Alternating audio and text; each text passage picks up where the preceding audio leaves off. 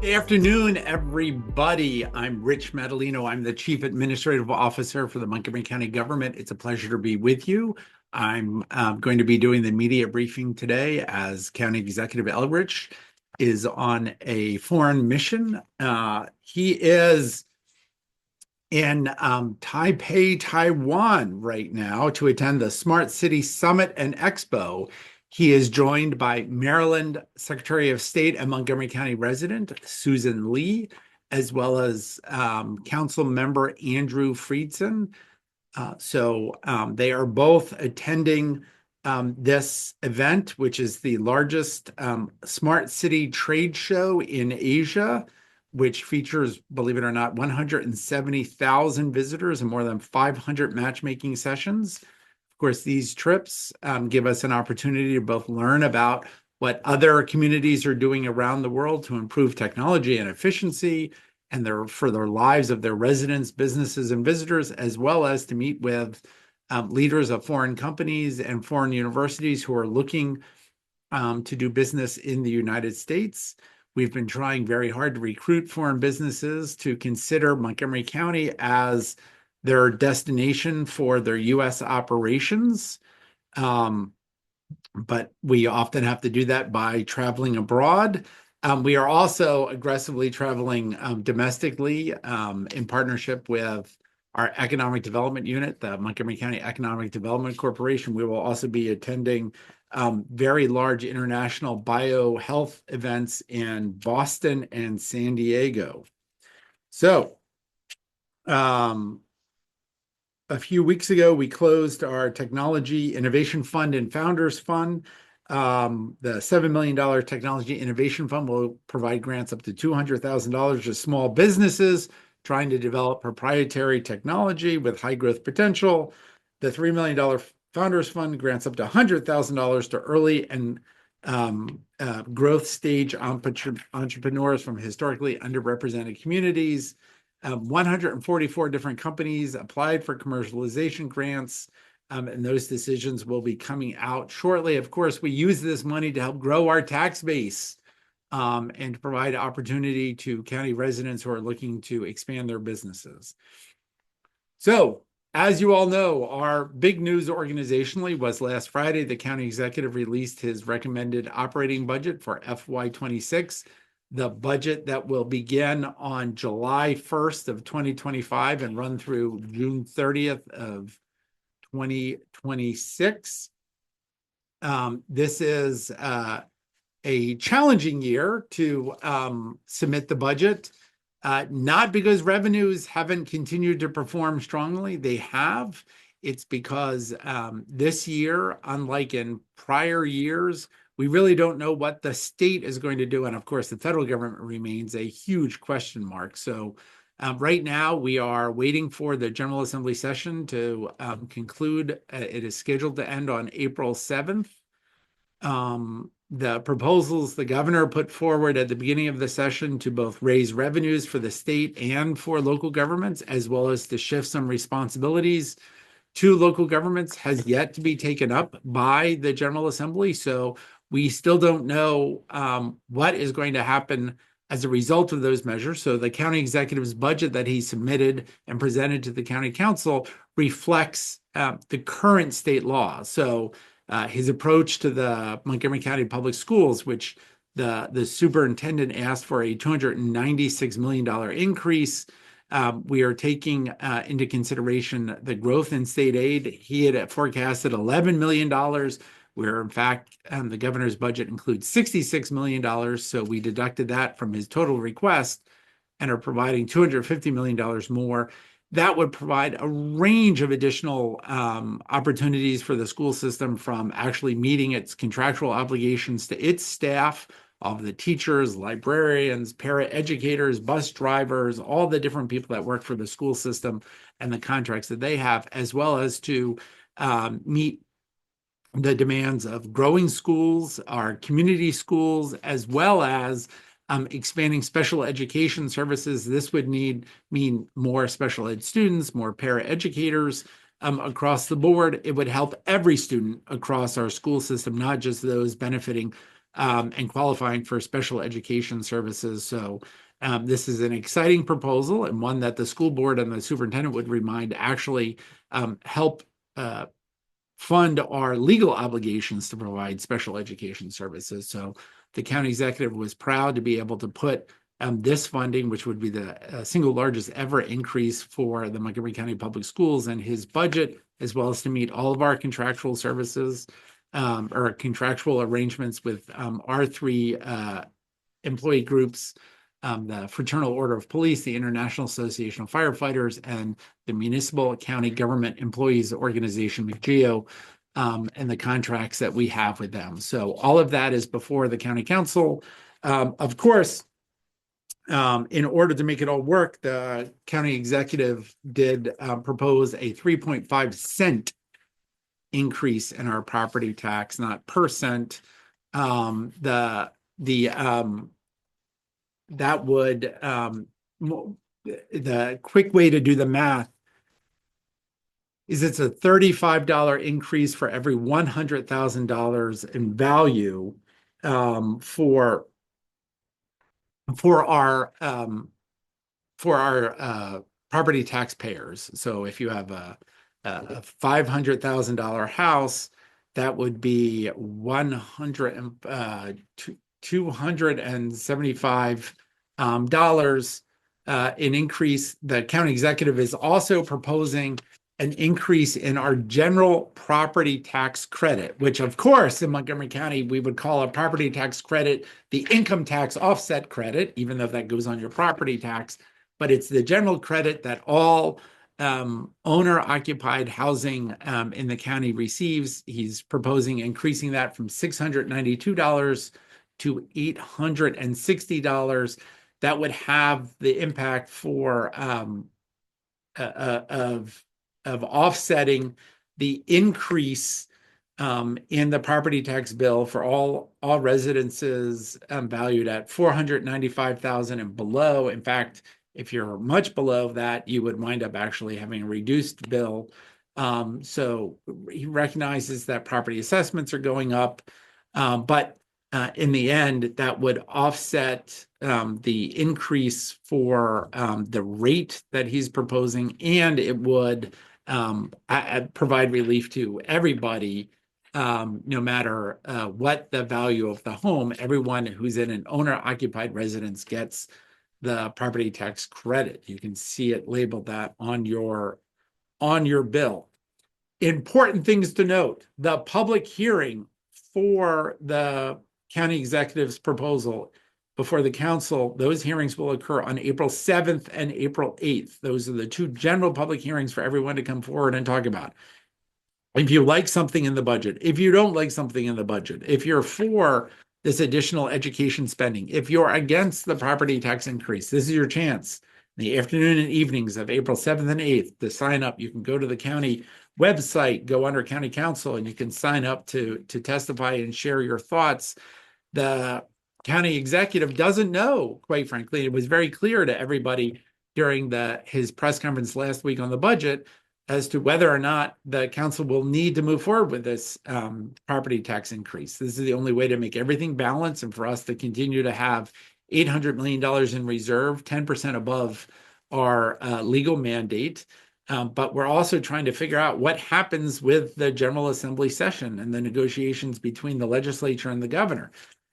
Unfortunately, because of the calendar and when Easter falls and the general spring break for the county and for the school system and the council's calendar, the hearings this year on the 7th and 8th happen to coincide with the last day of the legislative session. So there are a lot of issues that are before the county council that they're going to try to reconcile by the time they have to pass the budget, which is the Thursday before Memorial Day. So that last week of May.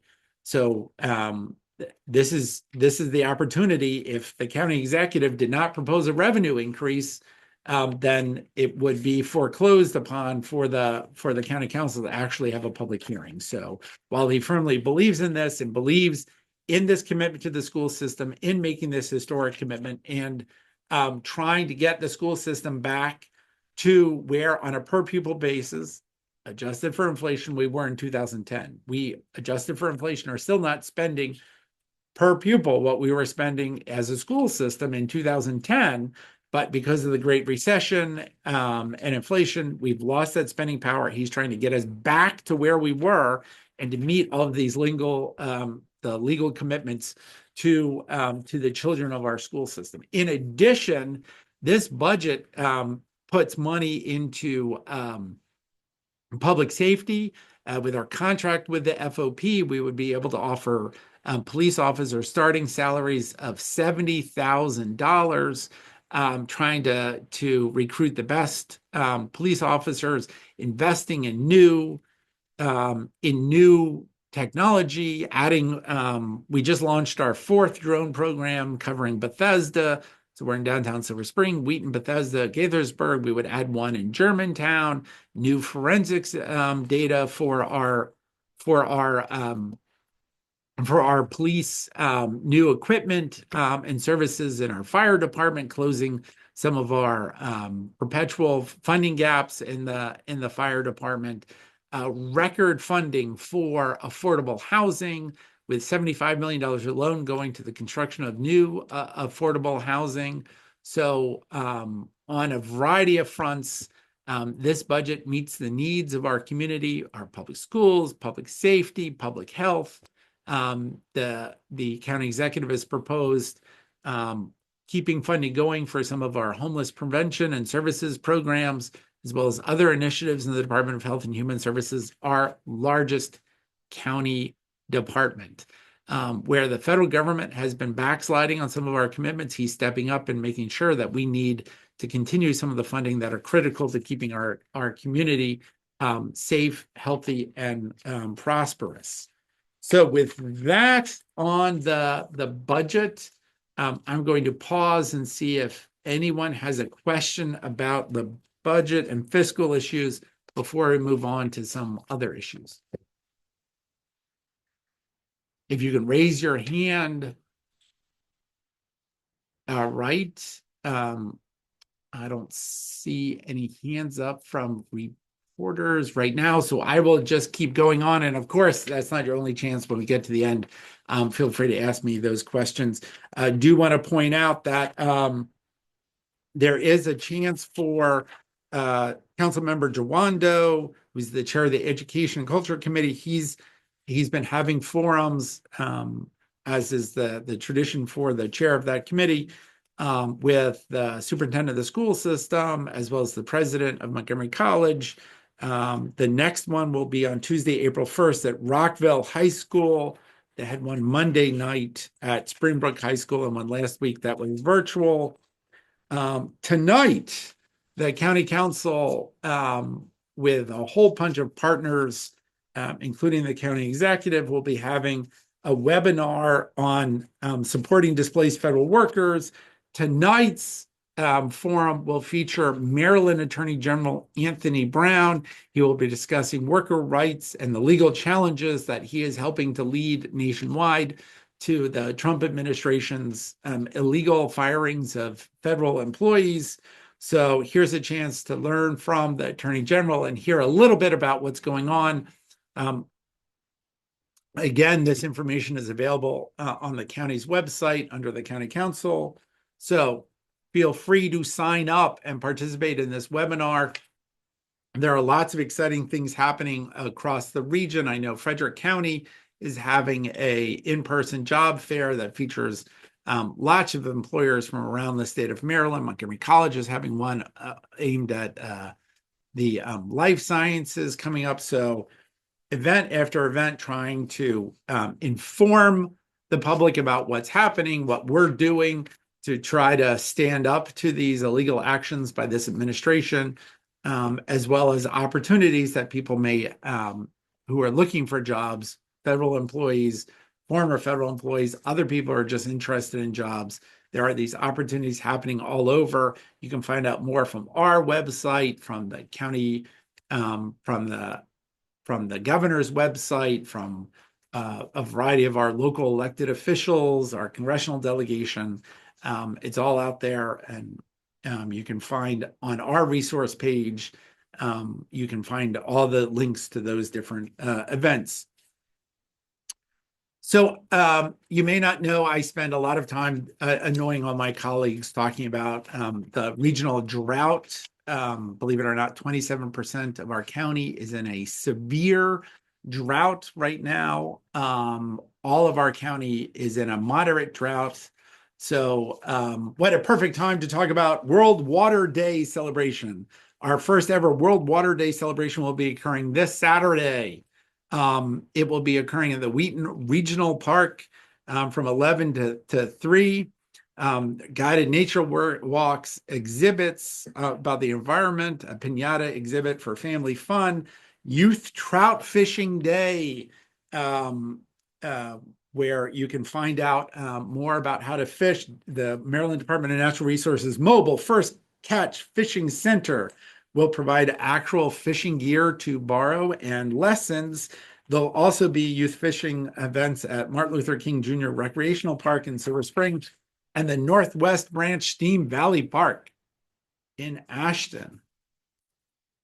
Understanding about the water in the world is critical to our environment and to our future. So come learn about water. We are doing this with our Department of Environmental Protection, Montgomery Parks, Impact Silver Spring, the Latino Health Initiative, Montgomery Housing Partnership. So lots of different people who are helping us do this. In addition, this weekend, one of the great fun events for the county, McComCon is happening. MoComCon. I don't know if where I'm putting the accent, but it is our celebration of all things comic books, art, storytelling. It will be this weekend in Germantown, on Saturday at the Black Rock Center for the Arts, and then on Sunday moving just next door to the Germantown Library. So if you are interested in those things, show up 1 to 5 on Saturday, 10 to 2 on Sunday. You'll be able to find neighbors who are interested in cosplay and dress up, learn about comics, about art, about storytelling. It's a wonderful community event that's gone on for many years, sponsored by the absolutely wonderful Montgomery County Public Libraries and many other community partners. So if you're looking for a good time and something different, dress up. Don't dress up. Go to Germantown on Saturday and Sunday. And we of course want to thank our partners in doing this, the Black Rock Center for the Arts, as well as Friends of the Library, Montgomery County. So with that, as you heard me say during the budget, the Montgomery County Department of Health and Human Services is our largest county agency. It is unlike any other service providing department in a county government in Maryland.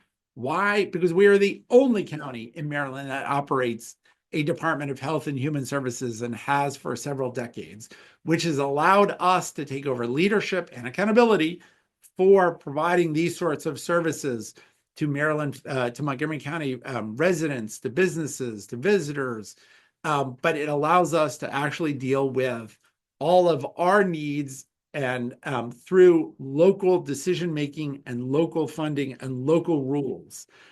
We are so thrilled that the annual report of county health rankings done by the University of Wisconsin, clearly an organization that is in our pocket, Population Health Institute and the Robert Wood Johnson Foundation, two groups that have nothing but objectivity when it comes to Montgomery County, Maryland. They evaluated more than 30 factors that impact health. Metrics weigh health outcomes and underlying factors relative to counties all over their state and to counties nationwide. Montgomery County is better than average county in Maryland. Of course, I want to say it's the best. We have some of the lowest rates of premature death, highest rates of well-being. While this year's report does not provide a ranking for each county within the state, we know we're number one. But we rank very high. We do because we have strong partnerships with our hospitals, because we have community-based nonprofit providers who work with us, many other stakeholders, and because we have a truly outstanding world-class leadership team at the Montgomery County Department of Health and Human Services. between our health officer, Dr. Keisha Davis, and our division chief for public health services, Dr. Nina Ashford, who joined us from leading the federal government and some of their health initiatives, who's now helping us lead our issues. And she's going to talk a little bit about why we do such a great job in Montgomery County and why the health of our residents is so good compared to many others. Thank you, Mr. Madalino. And I am excited to be here to talk a little bit about the annual county health rankings. As you just heard, we are yet again one of the healthiest counties in the nation, and one of the healthiest counties. I will agree with Mr. Madalino. I'm going to say the healthiest county in the state of Maryland. And so this is a great achievement. I'm excited to talk a little bit about it with you this afternoon. The data is available at the state and county level, and it's broken down into two main areas: population health and well-being, which focuses on health outcomes, and community conditions, being the second, which examines many of the factors that influence those health outcomes. And I think it's important to note that when you read the report, you'll see it's a snapshot, but it really is important to know that much of the review actually covers several years, recent years, including the height of the pandemic, which we just celebrated the 5th anniversary of. So this underscores that during the pandemic years, both the health systems and personal health habits of our residents and all of our hospital partners and community partners contributed significantly to better overall health of our population, particularly during this very challenging time. So we should all be incredibly proud. And I want to highlight some of the places that Montgomery County has and continues to shine compared to the state and the nation as a whole. In addition to some of the areas that Mr. Madalino just shared, we also have healthier behaviors, which include things like lower percentage of people who smoke. We have lower obesity rates. We have higher physical activity rates. We have higher vaccination rates, which we are continuing to still focus on and push despite being in this new phase of the COVID-19 pandemic. It is still not too late to get your flu shot. And we also have lower air pollution. And I think, that again, that is a testament to the entire county and county executive and county council's leadership, our climate action plan. All of these pieces fit together and help us achieve these overall outcomes. These high performance and health outcomes, they're supported by many positive achievements in our social determinants of health. And as a reminder, the social determinants of health are things that are where we live, work, play, and pray. So we know that the county performs higher than average in our median income, in the education levels of our residents, in our high school graduation rates. So Mr. Madalino just talked about the county executive's recommended budget and the additional funding for MCPS. Again, all of these contribute to better health, our lower unemployment rates. And it's important to acknowledge that while Montgomery County continues to shine in many aspects of health, we know that disparities still do exist, and not all of our residents get to enjoy these outcomes equally. And so we are dedicated within the Department of Health and Human Services to continue to partner with both our community partners, our clinical partners, our school partners, our environmental partners, to identify innovative solutions to really continue to address the disparities and ensure all of our residents are able to achieve and enjoy the excellent outcomes that we see highlighted in these reports. Last but not least, I just want to highlight that these results are not possible without the incredible partnerships that exist. This really is a county-wide effort, whether you are in the Department of Health and Human Services, whether you are a member of our safety net clinics, whether you are a social service agency that partners to provide all of the critical services to our residents, our youth serving organizations, our schools, and most importantly, our residents. One of the things that the rankings highlight is community engagement and community involvement. And Montgomery County has just an incredible commitment of the residents who live here, and their active involvement in the health and well-being and the civic engagement, whether that is through volunteering, whether that is participating in a budget hearing, whether that is in participating as a member of a board, committee, or commission. All of these actions together are why we are able to see the positive health outcomes that we have. So we look forward to our continued work to achieve optimal health for all of our residents. And thank you as we celebrate these great outcomes. Thank you, Mr. Madalino. Thank you very much, Dr. Ashford. You raised two good points. Well, you raised many points, but I wanted to build on two of them. And I also want to let reporters know if you have questions, feel free to raise your hands now.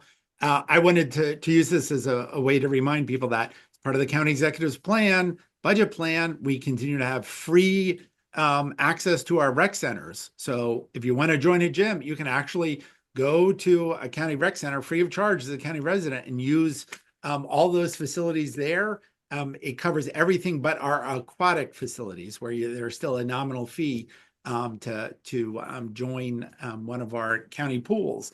And the county executive is proposing moving right on to free fares. That's both for equity access, but hey, we have clean air. We have clean air because as a region, as a community, we're dedicated to mass transit and avoiding single rider gas powered vehicle trips and walking to get to a bus to then walk to get to the office, all part of a healthy lifestyle. So free fares, free access to our rec centers. And remember, our libraries are fare free. So if you want to borrow a book in order to learn about a healthy lifestyle, you can go to our county libraries, get it, and not worry if you're a day or two late with having to pay a fine. So, and the other thing that I wanted to talk about healthy lifestyles and the work that we've done, this work about public health, whether it's in our county government, but broadly speaking around the country, is a true story of the American success of government intervention. You know, when you look back at 1900, right, what was the leading cause of death amongst Americans? I believe it was tuberculosis, a disease that due to interventions in public health, we have wiped out over and over at a time when public service, when government is criticized and ridiculed and demeaned. Actually, the American public health system is a shining example of positive government interventions that have allowed us to live long, healthy lives. Clean water, clean air, the fact that we don't worry when we turn on the tap to get water, we're getting healthy water. When we have access to vaccines and treatment, it is all due to the incredible interventions of government, of people like Dr. Keisha Davis and Dr. Nina Ashford and their mothers, grandmothers, great-grandmothers, who were leaders in this efforts that have changed this country. So at a time when people are looking at government and shaking their head, they should remind themselves that government has done and continues to do great things every day that help our communities thrive and grow, and we should be proud of that, and we should be very careful about just tossing it out to some whim of a billionaire in order to cut taxes. So the Montgomery County government, as part of the state, our partners at the federal level, the agencies that are here, we deliver amazing value, commitment, and outcomes to our residents, and in fact, to the residents of the world. When you think about what has happened at NIH, FDA, the NIST, the Department of Energy, the things that call Montgomery County home, we lead the globe.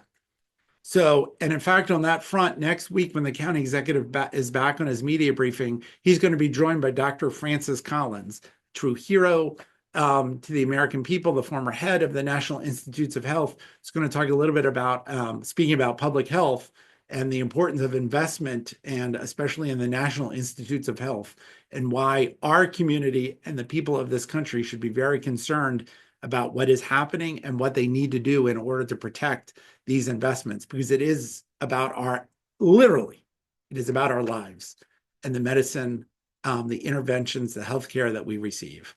So sorry for that rant, but Dr. Ashford got me all excited about public health, because we need to constantly remind people that the services that we provide, the Montgomery County Public Schools, Montgomery College, all of the different divisions of the Montgomery County government, including our Department of Health and Human Services, our police department, our fire department. We do amazing things every day.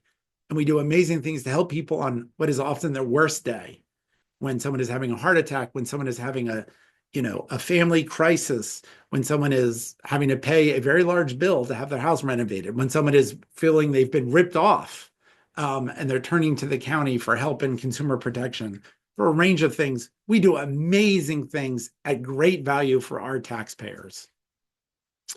So with that, I'll see if I've exhausted everyone on this phone call, or if any reporters have any questions.